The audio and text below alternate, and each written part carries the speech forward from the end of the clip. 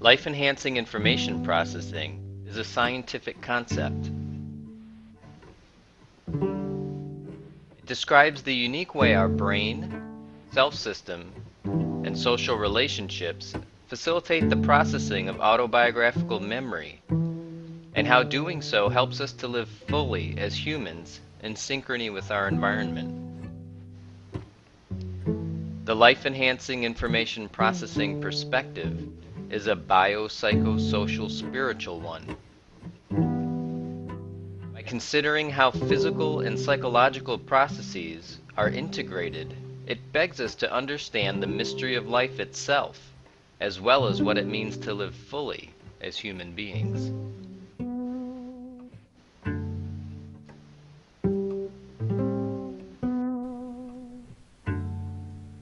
My name's Tony Catraccia. I'm a licensed clinical social worker currently in private practice in Ithaca, New York. Many of the ideas presented in this video were first articulated in writing in a scientific paper I published entitled Adaptive Information Processing and a Systemic Biopsychosocial Model.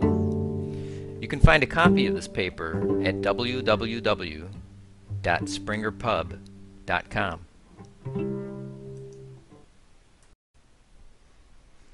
As a practicing psychotherapist for nearly 20 years, I've had a unique opportunity to observe firsthand how biological, psychological, and social factors interact.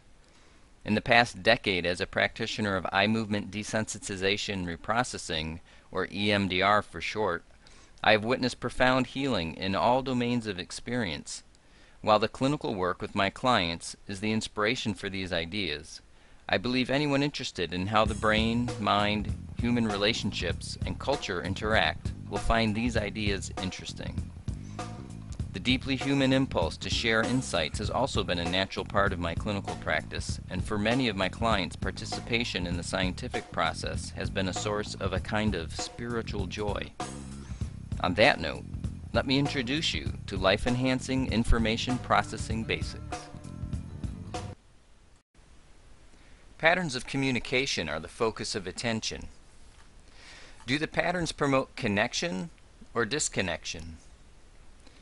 In life-enhancing information processing, connection is defined as the existence of the basic elements of a communication system, which are two components capable of sending and receiving a message, and a channel over which the messages are sent. Successful communication brings together components that were previously separate.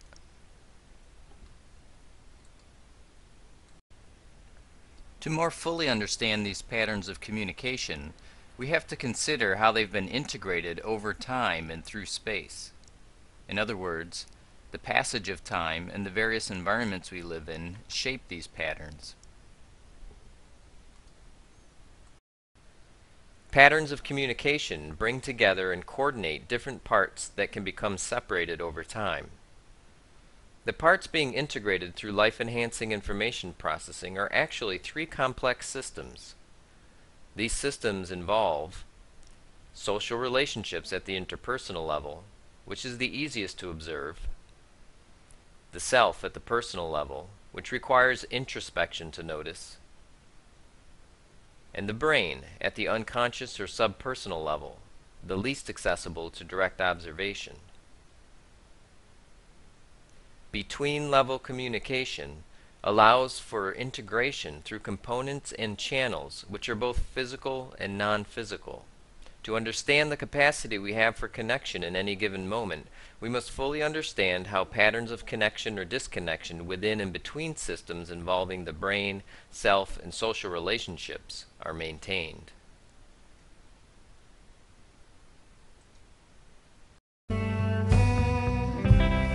We humans have developed sophisticated, integrated systems organized around sensing and moving. What emerges into consciousness for us, whether we are aware of it or not, is information related to our behavior. Since sensing is integrated with moving, feedback about how the sensing and moving is going, has gone, and could go is extremely helpful to living fully into our evolutionary heritage. The fact that we know about our own evolutionary legacy speaks to why the life-enhancing information processing perspective is a spiritual one. It is in the sense that our deep connection to all living organisms and the inanimate world they have sprung from can be sensed through our own structures and the functions and qualities we share with them. Memory, in all its forms, is what makes this type of autonoetic or self-knowing sensing possible.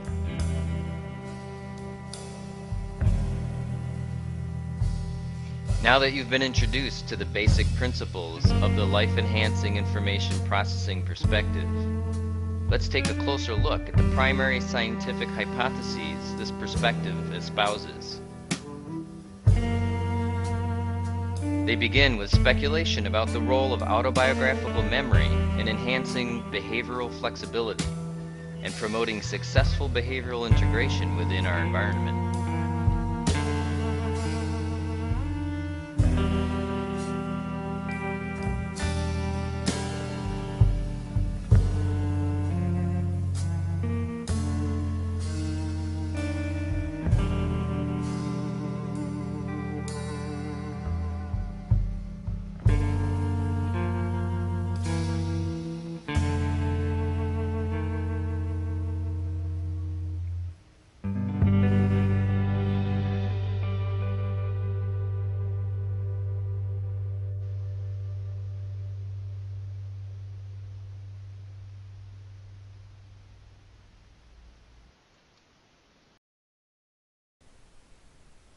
Not only do we remember things we perceive, perceptual memory, like what a tree looks like, where and when we remembered it, episodic memory, what an object is, semantic memory, but we also remember what the whole experience meant to us, autobiographical memory.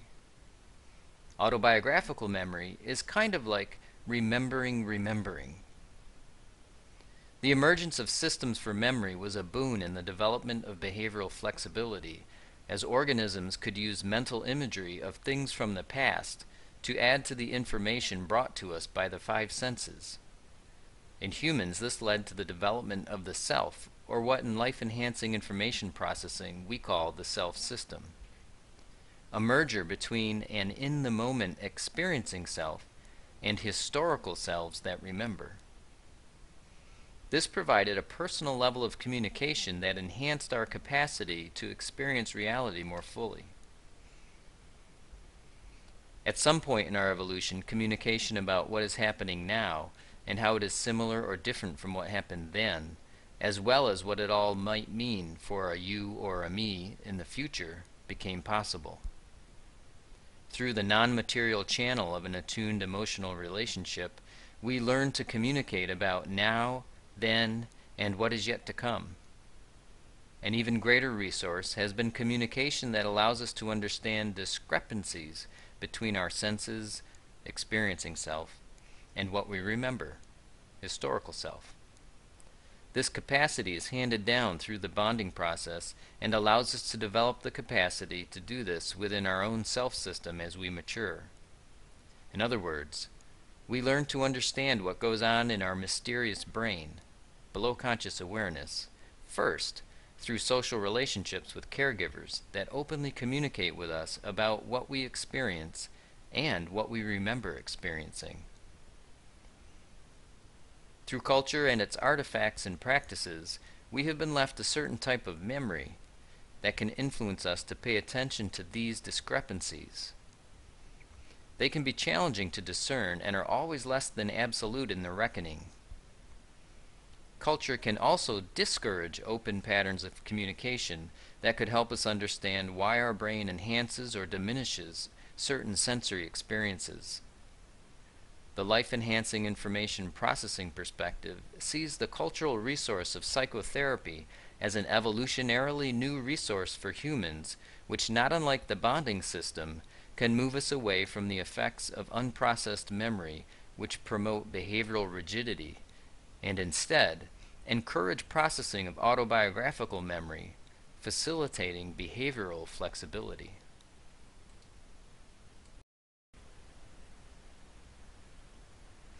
Brains have been around a lot longer than self systems in culture. Survival was less a matter of planning for future generations and more a matter of staying alive until your next meal. Therefore, fueled by emotions, the primitive parts of our brains were built to communicate quickly to the body. Not a very flexible strategy, but excellent when certain death or damage is lurking. Our brains have retained this capacity to sense and move without reflecting on the self or others in a symbolic way, and this natural tendency is heightened when unprocessed autobiographical memory continues to disturb us in the present. This situation can lead the self-system and/or others to become overwhelmed with our inflexible responses and further the disconnection between levels. If the disconnection persists, the brain begins to adapt to the lack of opportunity for processing, and in turn the self-system and relationships as well. The accumulation of unprocessed memories ensues, and with it, behavioral rigidity takes hold.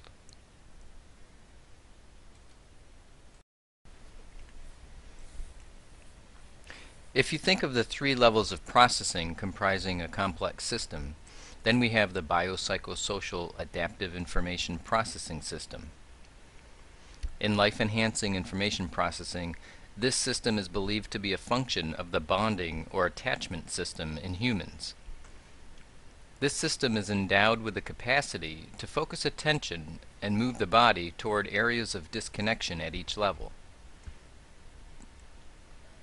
In this way, the system repairs itself through establishing and maintaining channels of communication and reducing noise that emerges over time in different spaces we find ourselves in. The body orients to disconnection along an inside-outside continuum.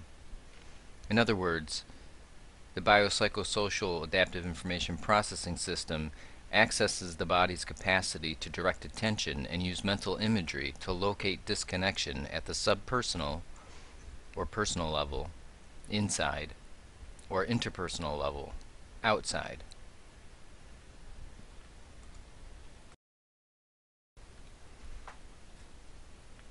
As mentioned previously, the content of the communications or messages will be organized around how the sensing and moving has gone while in a specific behavioral state. A contemporary view of instincts conceptualized by Jaak Panksepp, whose foundational research established the field of affective neuroscience, includes neurobiological circuits we are all born with and share with some other animals. The life-enhancing information processing perspective names them as the bonding system, energy system, play system, defense system, sexual system, and the exploration system. Each behavioral system has associated needs that we meet in the context of social relationships each day and throughout a lifetime. The bonding system is conceptualized here as not only a system for bonding, but for repairing connection to ensure that feedback related to addressing the needs of each behavioral system is stored in memory and used in the future to craft more sophisticated methods fulfilling our needs.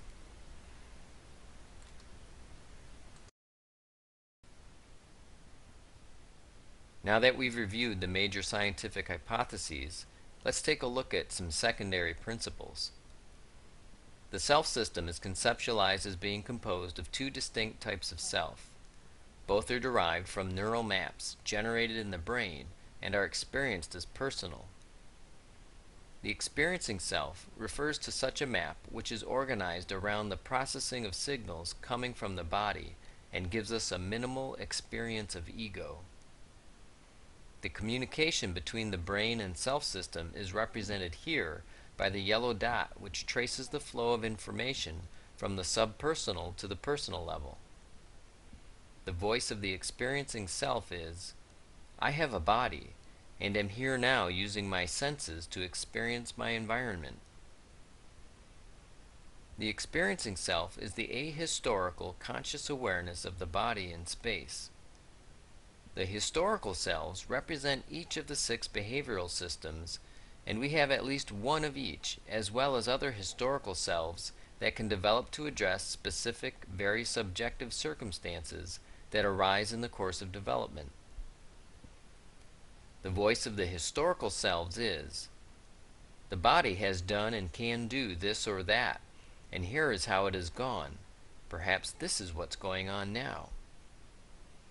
This personal level of communication is represented by the green dot passing between the bonding and defense self models by way of the experiencing self model. The life-enhancing information processing perspective can conceptualize problems in living from the effects of disconnection from a single unprocessed memory. My brain thinks that something that went on then is going on now, to the development of personality dysfunction related to historical self models that promote disconnection between themselves and the experiencing self. My self knows what's going on is what has gone on in the past, regardless of what my brain or others tell me. And the cumulative effect of these problems that manifests in interpersonal dysfunction. I'm acting out what has gone on in the past with others over and over again, regardless of what is actually going on in the present.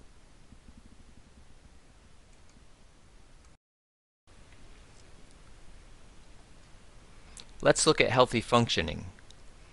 There's constant and ongoing feedback between the interpersonal level, where the body interacts with outside objects, and the internal processing below at the subpersonal level. Background emotions generated from this interaction creates the basic levels of consciousness and the emergence of a self-system. This fundamental connection is represented by the red cord. If this seems confusing because the brain-body is communicating with the body-brain, then you've got it. It does.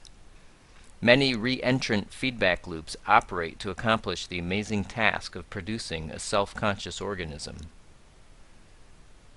In this example, each behavioral system is considered subpersonally for activation in the presence of the dog, the flow of information of which is represented by the purple dots in the gray communication network below.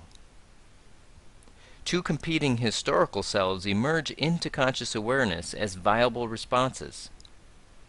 This is represented by the green network at the middle personal level and the green dot passing between them.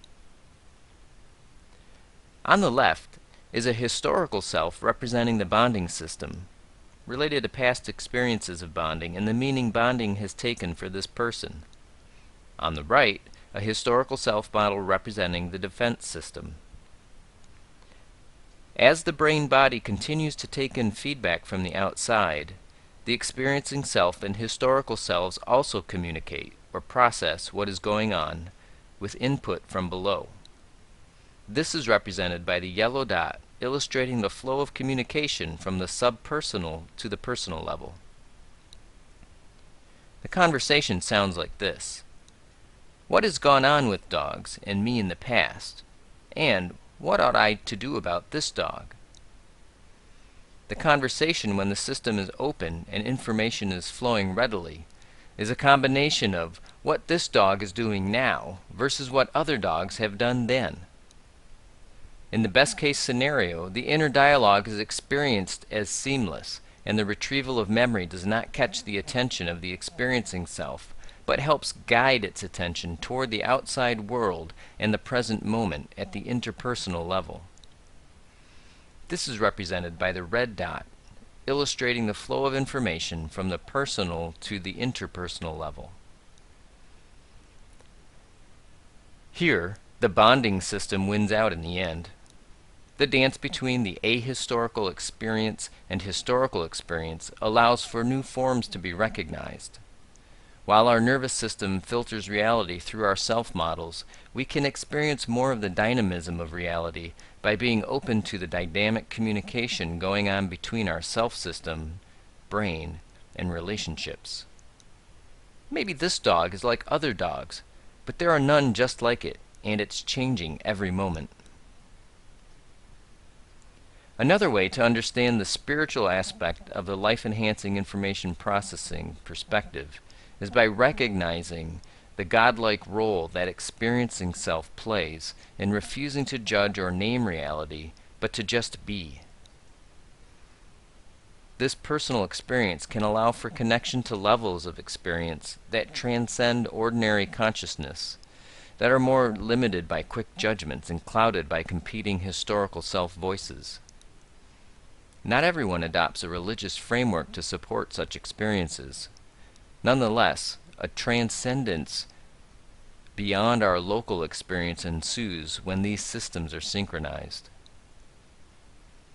In the final analysis, the primary dilemma that confronts each adaptive information processing system is whether to remain open to feedback from the outside or to close down.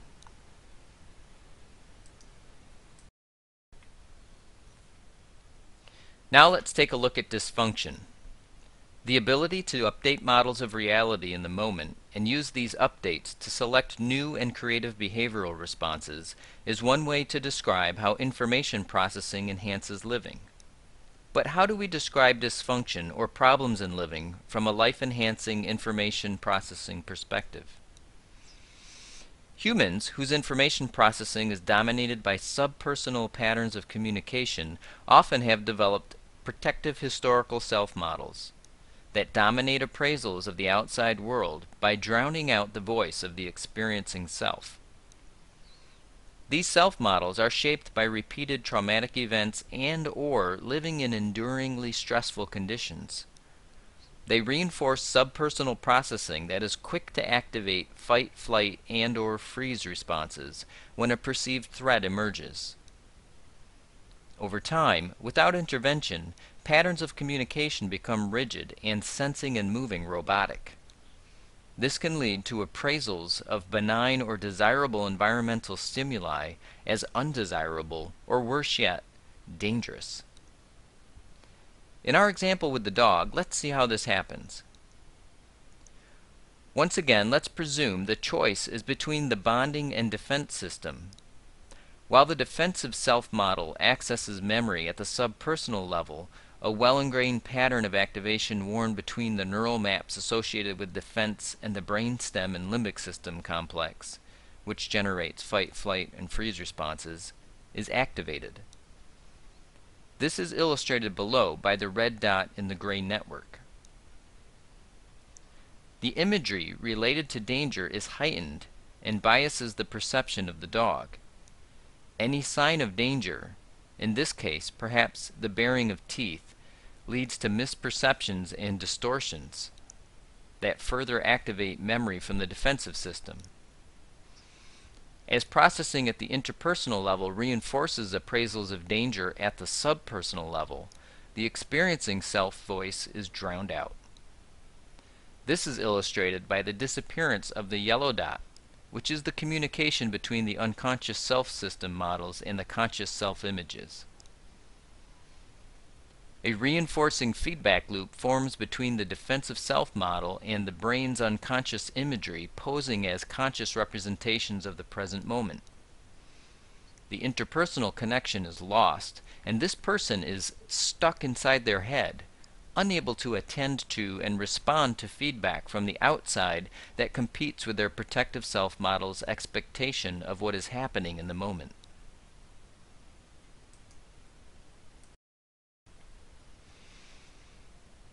The conflict between bonding and defense remains central to behavioral flexibility because the neurophysiological state associated with the bonding system maximizes information processing, while the neurophysiological state associated with the defense system restricts access to feedback from the world outside. However, any behavioral system other than the bonding system can be substituted under stress as a mode of behavior when bonding has been blocked or is not possible. Memory emerging from historical self-models is conceptualized as feed-forward, that is, information originating and flowing from autobiographical memory, here represented by the purple dots. Sensation flowing from the outside of the body brought in through the senses is called feedback, represented by the yellow dot. When historical self models dominate processing by activating memory that becomes intrusive enough to command the full attention of the self system, communication with the experiencing self can be lost, and behavior that lacks ongoing feedback results. Rather than the past being in the present, it is as the present. This self-system organization emerges in an environment where predictable robotic-like behavior is adaptive. While the environment of evolutionary adaptedness includes an environment that allows for open exchange with the experiencing self in the outside world, during the course of any individual's lifetime, denying such an exchange can promote survival over the short run. However, in the long run, emotional, psychological, and ultimately physical malady sets in, as there are very concrete costs to operating so far from the optimal evolutionarily adaptive relationship with the environment. If the experiencing self can emerge for long enough periods of time, a biological desire for connection will be sustained, and if there are socio-cultural resources for connection nearby, the emotional learning that has been ingrained at the subpersonal level, which maintains the trajectory toward disconnection, can be targeted and repaired. Psychotherapy that focuses on processing autobiographical memory is an emerging cultural resource that is promoting such life-enhancing information processing with more and more predictability.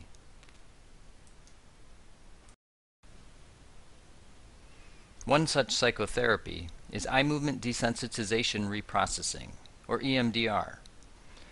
When combined with a therapeutic intervention called phenomenal modeling, clients engage in a structured experiential process of collaborative case formulation and treatment planning that grounds the processing of autobiographical memory in a social relationship designed to promote life-enhancing information processing.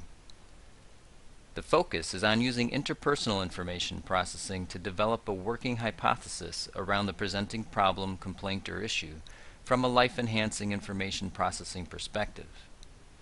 A phenomenal model is developed, a working chart that is updated regularly throughout the therapy.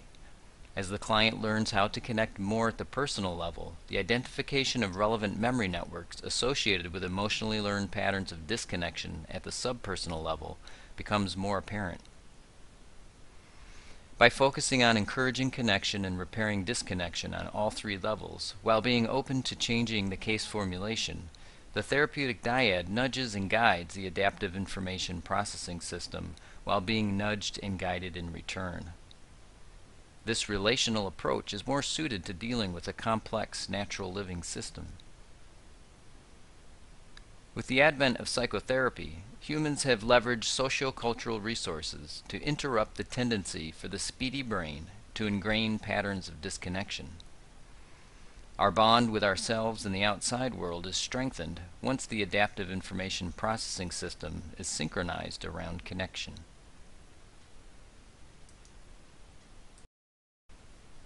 I hope you've enjoyed learning about life-enhancing information processing. Learn more by visiting my website at www.syncopationnow.com, where you can follow my blog, The Lonely Guitar. That's where I share my passion for science and the arts to highlight many of these ideas. Of course, you can also find information related to my psychotherapy and performance enhancement practice here in Ithaca, New York. You'll learn why I chose syncopation as the name of my practice, and how to use phenomenal modeling in EMDR to get your brain, self, and relationships in sync around your life. Thanks for listening. If you're gonna live, then live it up. And if you're gonna give, then give it up. If you're gonna walk the earth, then walk it proud. And if you're gonna stand